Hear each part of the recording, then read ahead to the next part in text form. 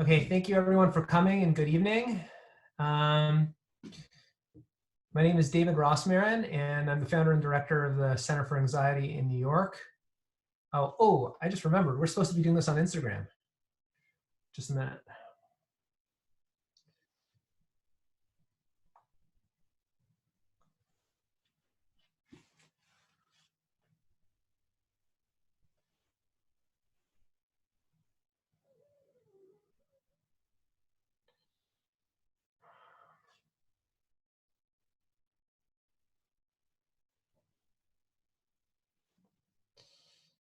Hey, David.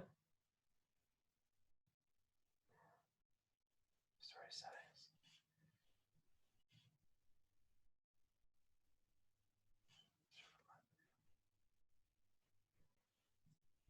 Okay.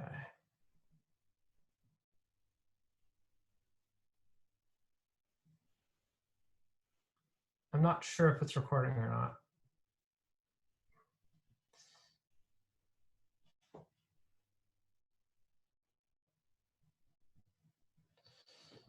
Okay.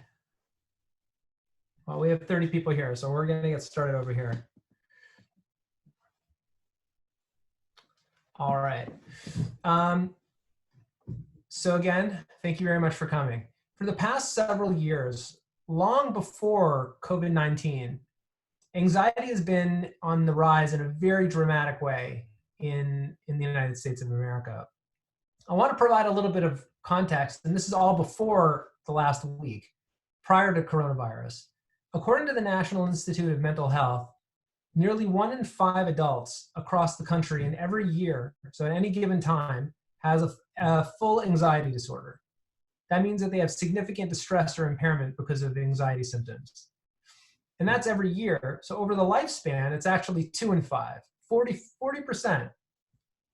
40% of Americans over their lifetime at some point will have an anxiety disorder where they're having significant distress or impairment from their symptoms. Among teens, it's even more. It's actually 1 in 3 every year. So a third of kids, a third of teenagers. If you have a classroom of 30 kids, you're talking about 10 of them who have significant anxiety nationally speaking. But the bigger concern than the prevalence is actually the severity. Nearly 1 in 4 people who have an anxiety disorder are actually debilitated by it. So if you do the math, a fourth times a fifth, you end up with 1 in 20, like 5% of our country every year has anxiety symptoms that make it impossible for them to function or potentially even worse. And if you think about it more broadly, suicide is actually the second leading cause of death in the United States among individuals aged 10 to 34, so young adults and teens. In fact, more people in that age bracket die from suicide every year than cancer, heart disease, stroke, AIDS, birth defects, pneumonia, and chronic lung disease combined. If you combine all those other forms of death, still suicide trumps all of them together. To quantify that more precisely, in October 2018, some of my colleagues at the Harvard Medical School here over in Boston, they did a landmark study on college mental health with 65,000 students on 108 campuses. And what they found is that more than 1 in 5, had injured themselves intentionally in order to cope with distress, and nearly 1 in 10 had tried to engage in a suicide attempt, tried to end their lives. If you do the math, suicide, there are over 3,000 attempts by high school students every day. And all this is prior to coronavirus. This is the news as of before March 2020. And now, in the span of just a couple of days, certainly in a couple of weeks, our society has become completely unmoored, panic-stricken, and obsessed with fear. Behaviorally, people are checking and rechecking social media and news feeds, and they're inundating us with information, overwhelming us with information. Supermarket lines are out the door. People are stockpiling. It's hard to get basic supplies. There's early evidence that alcohol and substance abuse rates are on the rise. In China, divorce rates are up, and I'm sure we're going to see that here in the United States as well. And last week, we had this mass equity sell-offs that wrought incredible havoc on the market, the likes of which we haven't seen in decades, literally decades. In the past, these kinds of extreme responses, they didn't even occur in times of war. If you go back to the Cuban Missile Crisis, which historians legitimately think could have ended planet Earth, all you found was kids went to school and they were taught to duck and hide under their desks. That was pretty much the extent of it. All of these extreme emotional and behavioral responses were not occurring. That wasn't the way it was in the 1960s, certainly not 1970s, and 80s were worse, 90s were even worse, and ever since the turn of the millennium, we've been on a downward trend, and now it's just through the roof. So why is it that we're so anxious as a society in general, and why is our reaction to COVID-19 so extreme, and what can we do about it? I want to clarify, we've had world crises before, but never have we had such paralyzing levels of fear. So why? First, we have to recognize that human beings have this innate system called fight or flight, and we are all built with it. It summons our internal resources when we're genuinely threatened. Years ago, I was leaving the Center for Anxiety office in Manhattan. I was walking out the door, and I was making a big mistake by having my phone in hand, sending an email as I walked into the street. And I saw a bus, an MTA bus, careening towards me. It must have been going 50 miles an hour. And adrenaline shot through my bloodstream from the adrenal glands. In a hot minute, not even, in a hot second, a nanosecond, it triggered this cascade of physiological changes in my body. Increased circulation of oxygenated blood, increased oxygen intake, muscle tension, increased muscle tone, neural control, fast twitch muscle fibers. Blood was diverted from my extremities to the vital organs. My digestive system slowed, and my visual system got augmented such that my pupils dilated so I could see the bus. I don't have to see the precision with my eyes, but I had to see more or less where the bus was coming from. All of those changes happened in literally a flash, and I was able to dart away from the bus. I decided to flee the bus as opposed to fighting it, which probably was a good idea. And those are normal and healthy changes that the body goes through. Mine's not different than anyone else. Children, in fact, who are born without a fight or flight response, they typically don't survive very long. That's a very serious problem. When your adrenal glands fire, that's when we have a real threat, that's what they're there for. It usually doesn't happen too many times in a lifetime these days, maybe once or twice, maybe 3 times, who knows? For some people who have been through war, it's a lot more, or traumatic situations, they have had more of it usually. But for a typical individual, it's a couple times in a life that happens. But when the adrenal glands fire, even though there's not a real reason to be immediately afraid, that is called anxiety. Interestingly, all of the physical symptoms that people, when they come to our office and they're concerned about, those symptoms map onto the physiological changes that occur when the fight or flight response is triggered. People complain about heart palpitations. People complain about shallow breathing. I can't catch my breath. Or muscle tension. It's just so, it's right here. People say that they have numbness and tingling in their fingers or in their toes, or stomach upset. And some people have dizziness. And all of that is because of the physiological changes. The dizziness is because of heightened light sensitivity, because of pupil dilation. And the stomach upset is because of digestion tends to slow. The numbness and tingling, well, that's because the blood flows away from the extremities. Muscle tension, shallow breathing, heart palpitations, it's all part of the fight or flight system. The difference is that they're experiencing anxiety and not what we say is fear. And the anxiety is when a person has a misfire of the fight or flight system. They don't need to have such a strong response to have those adrenal glands fire off the chemical through their bloodstream. and they're triggering an unnecessary secretion of adrenaline into the blood, and the result is anxiety. Okay, so why are we so anxious in general, and especially today? In other words, why is our fight or flight system so trigger happy? So psychological science has a very clear understanding at this point of the root of anxiety. The root of anxiety, according to tons of data, which I won't review for you here today, is that it comes from the inability to tolerate situations that are uncontrollable and uncertain. If a person can't stand it, can't stand to know, can't stand not knowing what's going to happen next, they can't stand being out of control, then they're much more likely to have anxiety. The more we need to feel control, the more we need to know what's going to happen next, the more anxiety we're going to feel. And having nothing to do with COVID-19, and well before this crisis happened, our entire society was obsessed with control. We have these predictions for almost everything, whether it's financial markets or political elections or professional sports outcomes or the weather. My favorite is MinuteCast, which actually is supposed to tell you the minute that it's going to rain. You know, in 49 seconds, it's going to rain. Really? So what's interesting is that despite the fact that those predictions are notoriously wrong, and we know that they're incorrect, we scrutinize them with bated breath tens if not hundreds of times every day.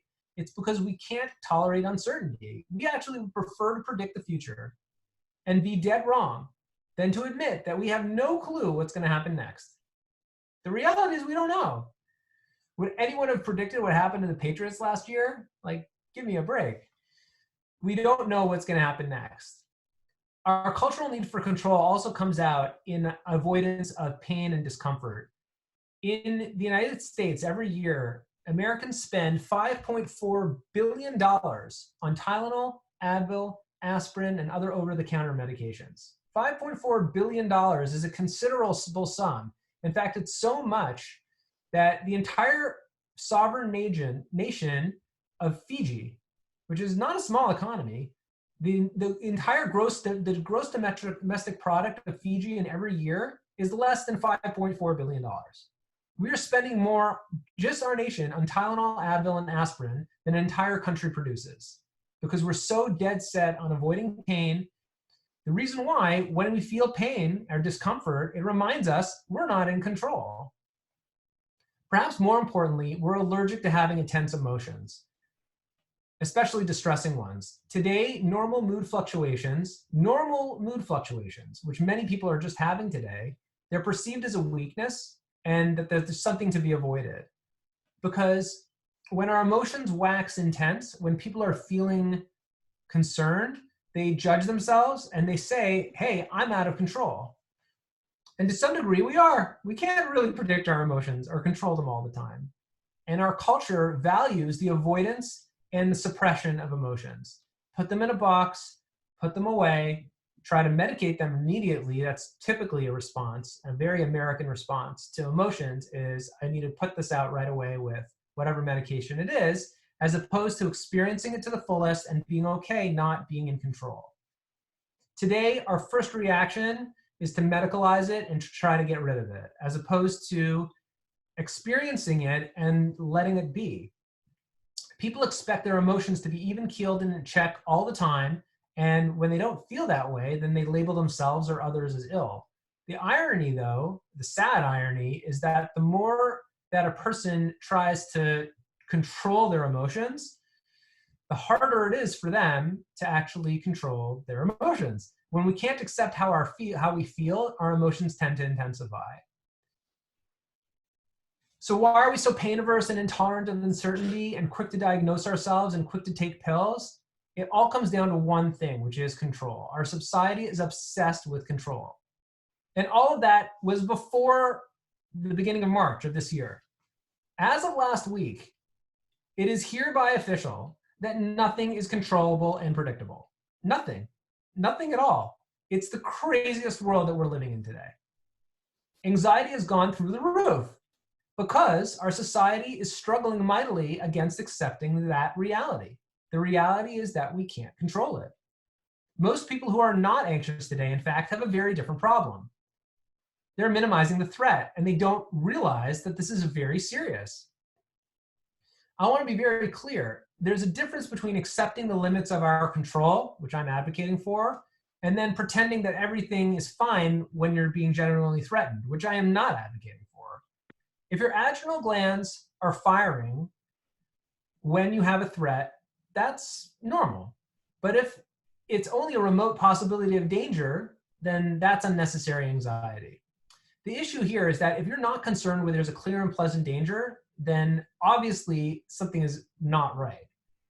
In my department in Boston, there are some really impressive top public health epidemiologists, public health officials, infectious disease specialists, people who study issues like COVID-19 and treat patients who are suffering from respiratory symptoms at really some of the highest levels. Across the board, the more people actually know about what's going on, the more concerned they are. Less than an hour ago, I had an email correspondence with one of the heads of infectious disease at a local hospital, the Beth Israel Deaconess Medical Center, who told me that it's pretty crazy what he said. He said he estimates there's 6,500 cases potentially in Massachusetts. The current estimates that I saw in the news this morning were 220. So he's obviously speaking about suspected cases and 220 is confirmed. But he said the testing is hard to actually know, hard to actually get rather. It's conclusive when it happens, but it's hard to actually deploy. And there's a 5-day wait time sometimes for confirming cases. So the numbers really are a lot less than what's really going on. People are really scared. People who know what's going on. With anxiety, it tends to be the opposite. Typically, when people are anxious, the more they know, the less anxious they feel, because the more they really know, the less anxious they feel, because they see there's nothing to be really concerned about. That's not what's going on with COVID-19. If people aren't concerned about COVID-19, they're in the clouds. And if they're not careful adhering to CDC and government guidelines about safe practices, like if they're going into public crowds unnecessarily, they're endangering themselves and the rest of our society. That's pretty much what it is. And also, it's been said that it's only for older people who have to be concerned. That's certainly not what my public health, my infectious disease specialist friends are saying over here. A lot of the folks who are being admitted to hospital and in ICU and intubated are actually, they're well under 60. I hate to tell you that that's the truth. That is what's going on.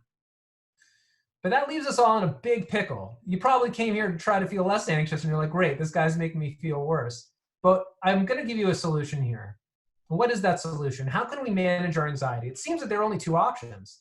Either we deny the concern or we're not fully informed, which by the way is only temporary because eventually that'll catch up, right? Or we live with paralyzing anxiety. Like, how can we go on if we actually know what's happening? I would argue that there is a middle path. I think there is a middle path. In reality, all of life is a lot less controllable and certain than most people realize, even before COVID-19. Try a simple exercise with me, if you will. Take your hand and put it in the air and just wave your fingers. Okay, you can stop. Now, there are so many different physiological, biological, neurological, chemical, and other processes that have to happen in order to lift your hand and to wave your fingers. Your neurotransmitters have to fire. You have to have your visual system to be able to see where your hand is. Your ligaments have to be intact. Muscle fibers have to be functional. Your blood has to be pumping. Your heart has to be working. Your respiratory system has to be in operation. How many of those factors are under our control? Zero? Zero. And if that's the case for a simple activity, like wiggling your fingers, then imagine something more complex like playing piano, or like making dinner, or something like speaking or writing or communicating with someone where you have to hear what they say, interpret it, understand it, perceive the nonverbals, react in an appropriate manner. So those are just our behaviors. If you think even further out, almost every major factor that impacts our life in a fundamental way is completely beyond our control. Completely. How many people on the call tonight chose when, whether, or where to be born? Anyone? People don't choose their parents or their economic or social or emotional circumstances in which we emerge in life. What about the time period in history? Like, why wasn't I born in 16th century Italy? I don't know. I didn't make that choice. So the more I think about it, the more we think about it, the clearer it becomes that almost all of the really important aspects of our life, the fate and fortune and all the good and bad, it's really not in our control. If I were born in 16th century Italy, I'd have a very different life. We live in this very privileged and technologically advanced world that makes us forget that we are not in control. These devices are very powerful at manipulating the world, very powerful. But it's such a small fraction of what really makes a difference day to day. More than lacking control, though, we're also inherently vulnerable. We've been at risk to a viral outbreak for decades. It's actually a miracle that it hasn't happened sooner. It might not be pleasant to think about, but we're also vulnerable to other issues like chemical or nuclear terrorism or hostile military invasions. Or declines in the food supply, absolute currency devaluation, which, by the way, if we're not careful, who knows? Radiation due to major astronomical events. Hasn't happened in a while, but hey, it could. Sudden rising of the sea levels. Might I remind people what happened a couple of years ago with the hurricane? Or with the tsunami of 2004? In truth, it's actually amazing that such events don't occur more frequently. The current crisis is a wake-up call to accept that there are limits to what we can know and we can control. The nature of being human is that we're not invincible, we're not impervious to risk, and it's time to practice humility and to make peace with that fact. The path that I'm recommending, therefore, is that we fully recognize the dangers of COVID-19. Don't be in the clouds. And we humbly accept that our sense of certainty and safety is an illusion. It's always been an illusion, and it always will be. Once we understand and make peace with that fact, we can emerge with inner strength to face this and any other challenge that comes our way. Conversely, when people are engaging in behaviors that give a false sense of security, not only do they exacerbate anxiety, and they clearly do, they actually make the situation worse. My favorite example, actually the US Surgeon General Jerome Adams agreed with me on this one. He warned that the widespread use of face masks when people were getting face masks, it actually could make the virus worse. I understand it's because condensation can form on the mask, and then the virus can be attracted to the condensation. That's what I understand anyway. More significantly, though, if you look at the market fears and the downward trends, which are grossly disproportionate to what's actually going on, we could be looking at a national, if not a global recession, creating greater vulnerability. It would undermine the medical professions and science and make it very difficult for us to actually create laboratories to prevent future outbreaks. So our behavioral and emotional responses are actually maybe creating more damage than COVID-19 itself, ironically. So the solution, like I said before, is to accept our sense of uncertainty, to accept the fact that we're not safe. We also have to be more flexible and embrace that uncertainty. The current crisis is calling upon us to recognize and embrace that nothing was ever clear and nothing was ever certain. In fact, we don't need to be clear or certain about anything. We just need to do our best. Okay, what does this actually look like in practice? So the gold standard for anxiety disorder treatment, which we do at the Center for Anxiety day in, day out, is called exposure therapy. The practice of exposure therapy is actually fairly simple. It involves people being encouraged to face their fears over and over again until they come to a place of acceptance. Years ago, I had a friend, and he confided in me that he had a very big fear of heights. So I encouraged him. I said, go up to the highest point you can possibly think of. somewhere where there is a straight view all the way down for hundreds of feet. I want you to peer over the edge for as long as it takes until your anxiety naturally goes away. So he looks at me, he's like, what if I have a panic attack? So I said, yeah, you probably will have a panic attack, but just let it come and let it go and stay there for as long as you possibly can. And he looked at me in the face and he said, my friend, you are crazy. There's no way I'm going to do that. I said, the only way that I know for you to get over your fear is to let go and let your anxiety wash over you. Give up. A year later, I received an email from him, and it was a picture of him standing with the Golden Gate Bridge in the background. He took this opportunity and he faced his fears in a huge way. He went on foot, looked over the side rail the entire time. He said he was shaking. He thought he was going to vomit. He thought he was going to lose control of his bladder. And at the end, he felt so calm and confident because he had stood up to his anxiety, and he made it. He made it. In another more complicated case that I dealt with, it was a woman in her 20s, and she had such significant obsessive compulsive disorder. She literally had not left her house in 2 years. She had this fear, and it was an irrational fear, that she might have an aneurysm in her brain, that her brain might explode, which understandably would not be a good thing. She had been for MRIs. She had gotten checked out with many neurologists. There was certainly nothing to be concerned about, objectively speaking. But she was so afraid of having this aneurysm, and she couldn't shake this obsessive thought from it occurring, that she limited her behavior in a very significant way. In fact, she thought when she got more anxious, she would have higher blood pressure and she would be more likely to have an aneurysm. So anytime she felt anxious, she started avoiding that situation until her world got very small. By the time I saw her, she would go to her house, she would go for therapy, and she would go to work, and she would come home. That's it. That's all she traveled.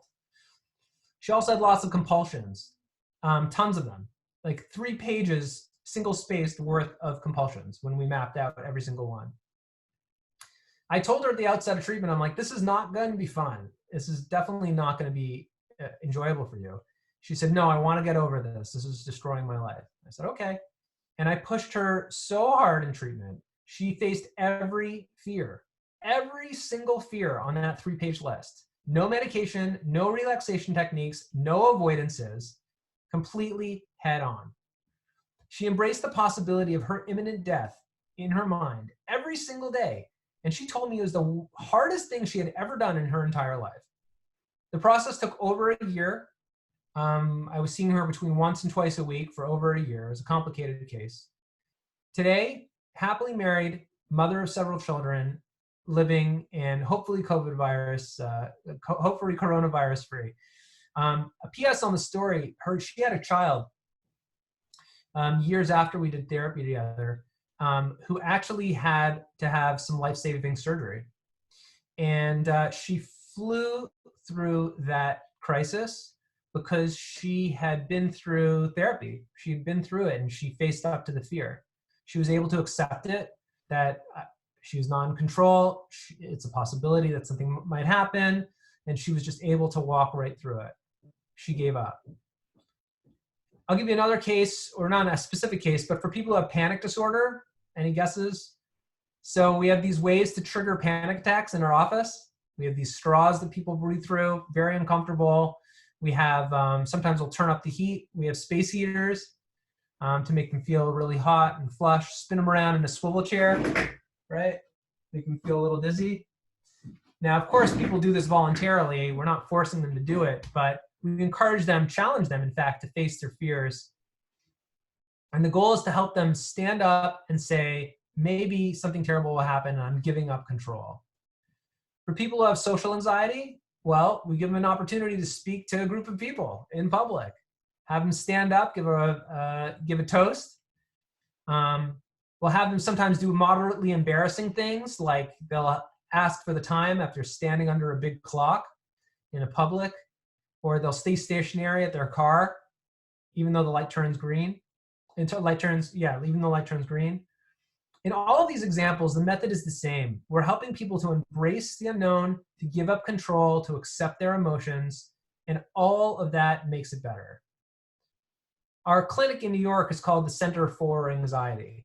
Now, when I was starting out, people said, why don't you call it the Center for Anxiety Treatment, Center for Anxiety, the Anxiety Resource Center, Center for Anxiety Relief?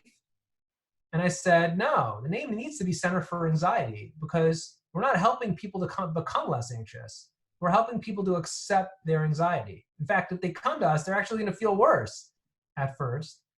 And then eventually, that's when the calm settles in. When we accept how we feel, that's when the magic happens. So that's how it happens. And our results are compelling. By the way, this isn't my method. I didn't make it. I didn't invent it. It's something that has been done for years and years. Exposure therapy. It's been good 30, 40 years of data. And in our clinic, though, 80% of our patients with mild to moderate anxiety are beneath the clinical threshold within 7 sessions.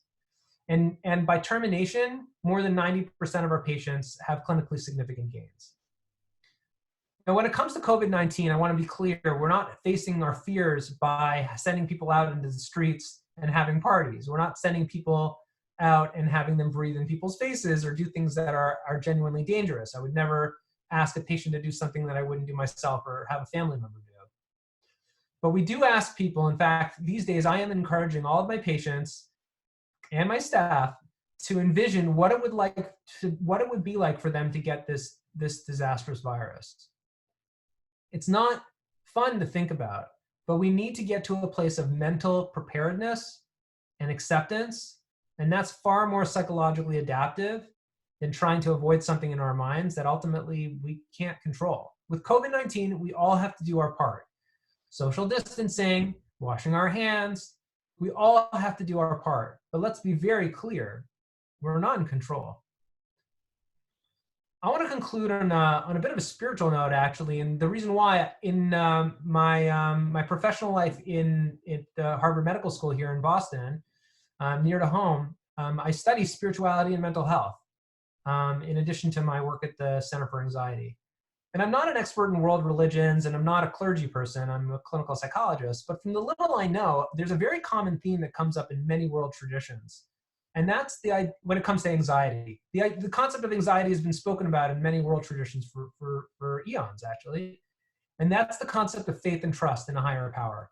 I find it very interesting that clinical science points to the importance of giving up control as the foremost antidote to anxiety, because that's actually part and parcel of having faith.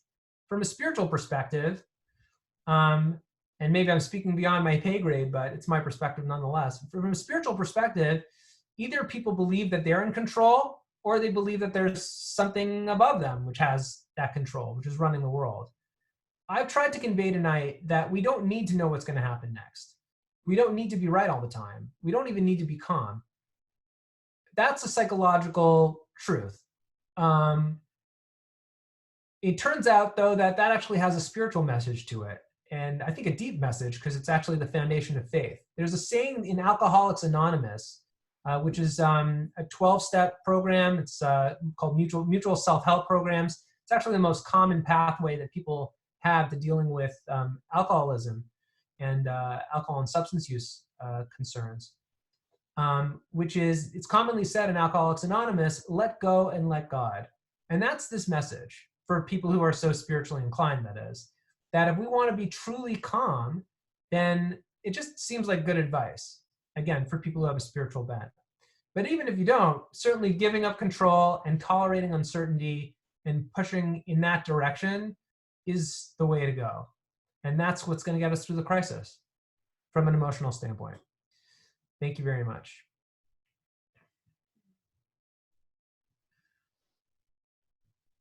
So David, do we want to record the questions, or do we want to pause the recording and then